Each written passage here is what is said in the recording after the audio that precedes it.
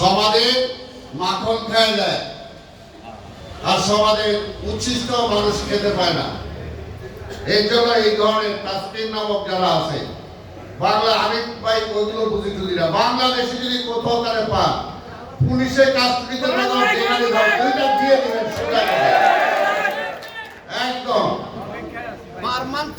যেখানে পাবে। আর পুলিশকেও বলবো, প্রশাসনকেও বলবো, যদি শুনি যে তাসকিন কোনোভাবে বর্ডার ক্রস করে পার হয়েছে তাহলে কিন্তু আপনাদের খবর আছে।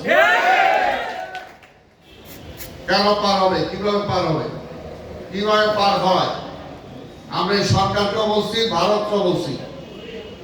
আমার ফেলানিরে সাধারণ গরু যারা এটা ব্যবসা করে, সাধারণ কৃষক, তাদেরকে সীমান্তে আপনি বর্ডার ক্রসের জন্য গুলি করে মারেন।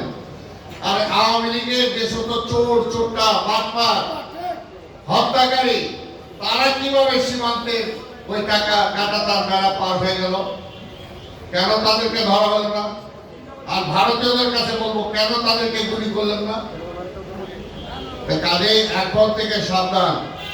এই যে যারা আছে, কোথায় আছে, সরকারের কাছে আমরা জবাব চাই। তাসকিনের মতো একটা বাটপার 100 দিন অতিক্রম হয়ে যাওয়ার পরে এখনো কেন গ্রেফতার হলো না? কেন আইনের আওতায় আনা হলো না? এরা হলো দেশের শত্রু, দেশের শত্রু। দেশের অর্থনীতিকে ধ্বংস করেছেন, এই ওয়াসাকে ধ্বংস করেছেন। আমাদের অসংখ্য নেতা কর্মী কর্মচারী যারা এখানে ছিলেন অনেকে চাকরি খেয়েছেন, অনেকে সাসপেন্ড করেছেন, অনেকে ট্রান্সফার করছেন।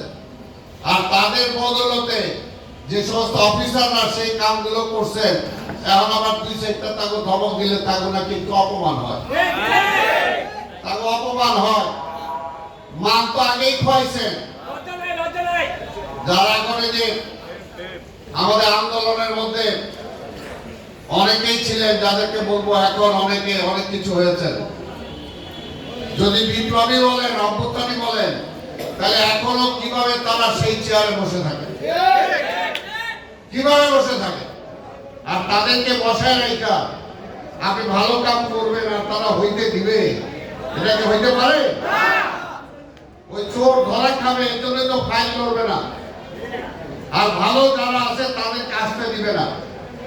কাজে আমরা বলছি, আমাদের নেতা তারেক রহমান বলছেন যে দেশে অরাজকতা সৃষ্টি হবে, সেই কারণে কিন্তু আমরা চুপ করে আছি।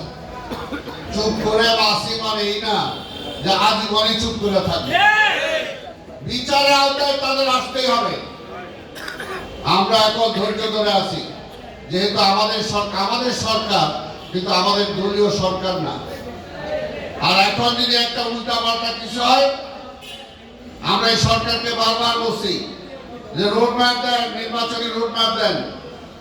হাসিনা ভয় পাইতো যে নির্বাচন দিলে বিএনপি ক্ষমতায় চলে আসবে।